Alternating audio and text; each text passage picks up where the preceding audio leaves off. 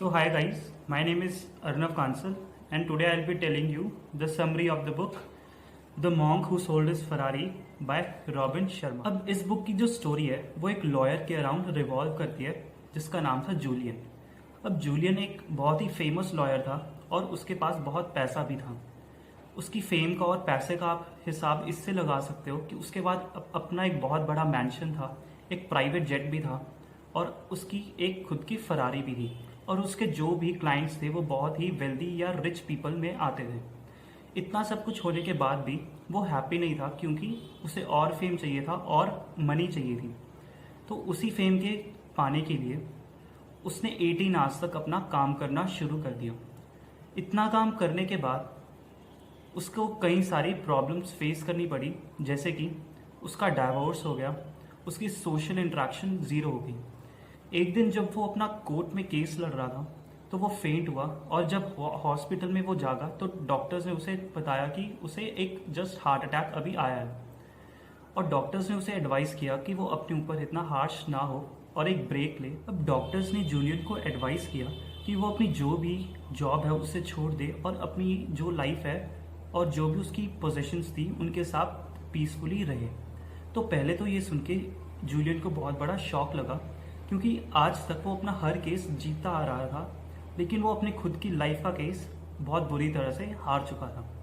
तो बहुत सैड था, लेकिन एक मॉर्निंग उसने बहुत ही बोल्ड स्टेप लिया। उसने अपने सारे मटेरियलिस्टिक पोजेशंस को सेल कर दिया, जैसे कि उसकी मैंशन, उसका प्राइवेट जेट और उसकी जो फरारी थी, उसने सभी चीज़ सेल कर दी और वो ट्रू मीनिंग ऑफ लाइफ को ढूंढने के लिए निकल पड़ा। तो इसी क्वेश्चन का आंसर करने के लिए जूलियन पहुंचा the mystical land of India across the great Himalayan range where some Indian monks resided. अब जो ये इंडियन मॉन्क्स थे they were not ordinary because they were very high in wisdom. तो जूलियन ने कहीं से सुना कि these monks lived happily for 100 of years और उनकी जो एनर्जी है वो अब भी यंग पीपल जितनी है, क्योंकि वो काफ़ी ओल्ड पीपल थे लेकिन उनकी एनर्जी अब तक यंग पीपल जितनी ही थी।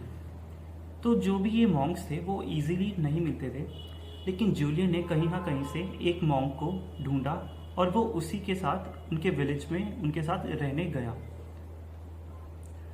अब जूलियन की डेडिकेशन देख के जो उन मॉन्क्स के लीडर थे उन्होंने डिसाइड किया कि वो जूलियन को अपनी जो भी नॉलेज है वो प्रोवाइड करेंगे, पर उन्होंने उनके आगे बस एक कंडीशन रखी कि वो उस नॉलेज को अपने तक सीमित नहीं रखेगा बल्कि पूरे वर्ल्ड में उसको फैलाएगा। तो इसी कंडीशन पे जो लीडर थे मॉन्क्स के उन्होंने उसको एक स्टोरी नरेट करनी शुरू की। अब जो लीडर थे मॉन्क्स के वो जूलियन को कहते हैं to imagine himself in a beautiful garden, जिस गार्डन में बहुत सारे और बहुत तरीके के ब्यूटीफुल फ्लावर्स थे और उनकी जो फ्रेग्रेंस थी वो भी बहुत अच्छी थी और वहाँ पे वो अपना बहुत अच्छा सा टाइम स्पेंड कर रहा है। लेकिन उससे कॉर्नर में एक लाइट हाउस दिखता है जिसके डोर से एक सूमो रेसलर बाहर आता है and it was weird to look around that sumo wrestler because he was wearing a underwear made up of a thin wire. तो सूमो रेसलर जैसे ही लाइट हाउस से बाहर आता है तो इसे एक स्टॉप वॉच दिखती है जो कि गोल्ड की बनी होती है। तो उसे ही पिक करने के लिए जब वो बेंड करता है तो वो गिर जाता है।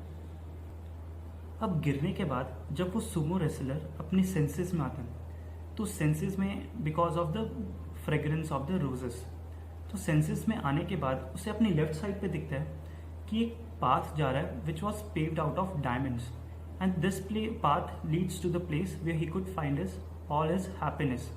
तो वो उस पाथ पे जाता है और स्लोली ही डिसअपियर्स फ्रॉम द पाथ।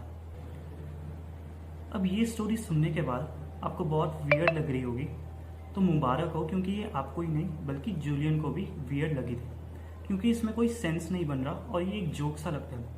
क्योंकि सेंस क्यों नहीं बन रहा, क्योंकि एक गार्डन में लाइट हाउस कैसे आया। चलो मान लिया कि लाइट हाउस है उस गार्डन में, लेकिन लाइट हाउस में सूमो रेसलर कहाँ से आया। तो ये स्टोरी सबको बहुत ही वियर्ड लगी, पर ये वियर्ड नहीं है क्योंकि ये स्टोरी हमें 7 प्रिंसिपल्स ऑफ लाइफ बताती है। तो जो हमारा पहला प्रिंसिपल ऑफ लाइफ है वो हमें उस गार्डन से सीखने को मिलता है। तो गार्डन इसमें बेसिकली ये रिप्रेजेंट करता है हमारे ब्रेन को।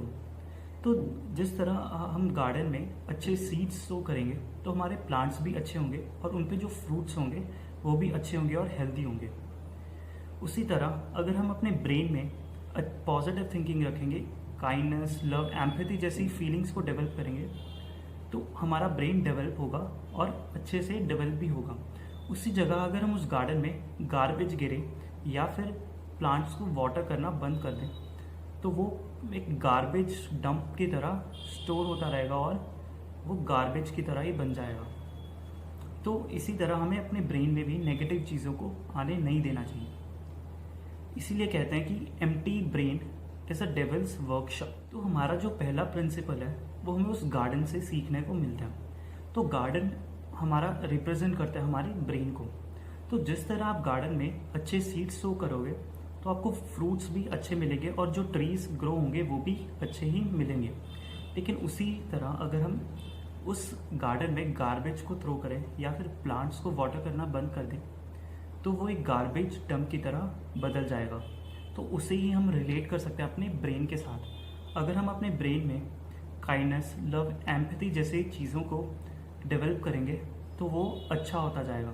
लेकिन अगर उसकी जगह हम अपने ब्रेन में नेगेटिव थॉट्स लाएं तो वो गार्बेज डंप में बदल जाएगा।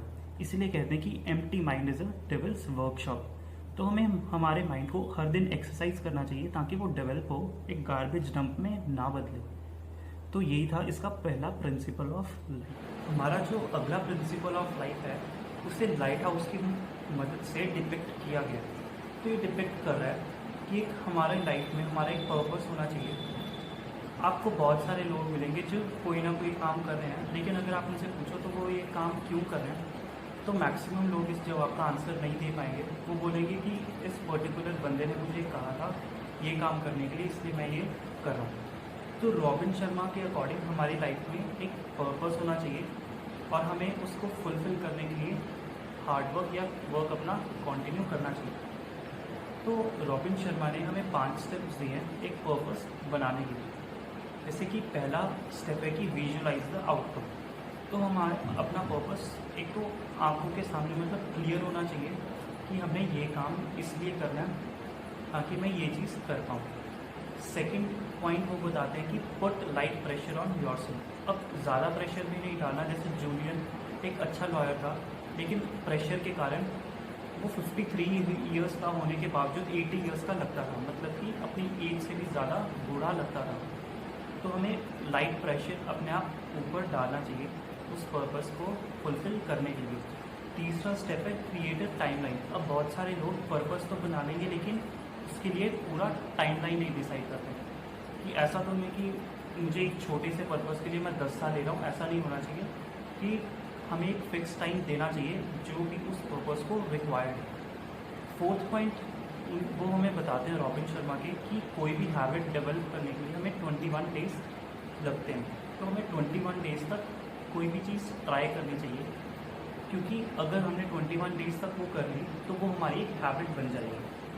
फिफ्थ पॉइंट है कि इन्जॉय योरसेल्फ। अब ऐसा नहीं होना चाहिए कि आप अपने पर्पस को पूरा करने के लिए मतलब मेहनत ही करी जा रहे हो, कुछ कर ही नहीं रहे उसके अलावा, तो उसको इन्जॉय भी करो। अगर आप उसे इन्जॉय नहीं कर रहे तो आपका या तो पर्पस आपका गलत है। इसलिए हमें प्रोसेस को भी इन्जॉय करते हुए चलना चाहिए। तो ये था अपना सेकंड प्रिंसिपल ऑफ लाइफ। अब अपनी कहानी का तीसरा हिस्सा था सुमो रेसलर्स। अब सुमो रेसलर्स बेसिकली डिपिक्ट करते हैं कॉन्टीन्यूअस इम्प्रूवमेंट। सो जापान में सुमो रेसलर्स एक बेसिक फिलॉसफी फॉलो करते हैं जिसको हम कहते हैं काइजन।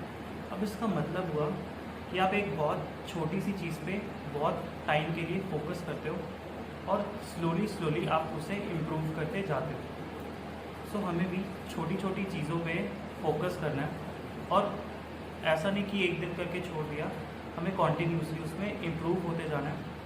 उसी तरह वो हमारी चीज़ अच्छी हो जाए। अपना जो अगला प्रिंसिपल ऑफ लाइफ है वो है सुमो रेसलर की थिन अंडरवेयर। अब आपको ये बहुत वियर्ड लग रहा होगा कि वो थिन अंडरवेयर कैसे हमको एक प्रिंसिपल ऑफ लाइफ सिखा रही है।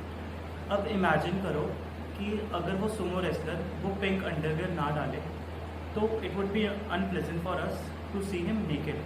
तो बेसिकली ये डिपेंड करता है कि हमारी लाइफ में छोटी चीज़ें भी बहुत ज़्यादा मैटर करती हैं। मतलब छोटी चीज़ों का आपकी लाइफ में बहुत बड़ा असर दिख सकता है। तो अपना जो 5th प्रिंसिपल ऑफ लाइफ है उसे डिपिक्ट किया गया गोल्डन वॉच के द्वारा। अब चाहे कोई इंसान इंडिया में रहे, कोई ऑस्ट्रेलिया में रहे या फिर कोई यूएस में रहे, हम सबके पास 24 आवर्स ही हैं। ना किसी के पास 1 मिनट कम, ना किसी के पास 1 मिनट ज़्यादा। तो बेसिक ह्यूमन नेचर ये है कि हम काम को प्रोक्रेस्टिनेट करते रहते हैं। मतलब हम अपने टास्क को आगे शिफ्ट करते रहते हैं, जो कि बुरी बात है एक तरीके से।